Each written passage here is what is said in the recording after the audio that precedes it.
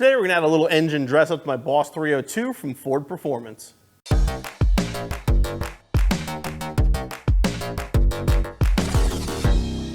This Ford Billet engine cap kit is going to fit your 2010 through 2014 GT, GT500, or Boss 302. These are made of CNC machine built aluminum that have a gray finish with a laser etched Ford logo on all the caps. It's going to include a cap for your windshield washer reservoir, cap for your brake reservoir, engine oil cap, radiator cap, and if you have a GT500, the IC overflow cap.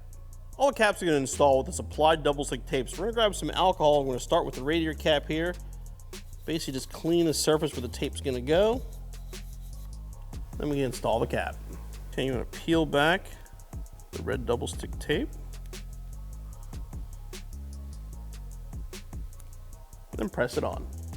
Just line up the cap, push it down, and then push in the middle where the tape is. Just hold it for a couple seconds, then move on to the next cap.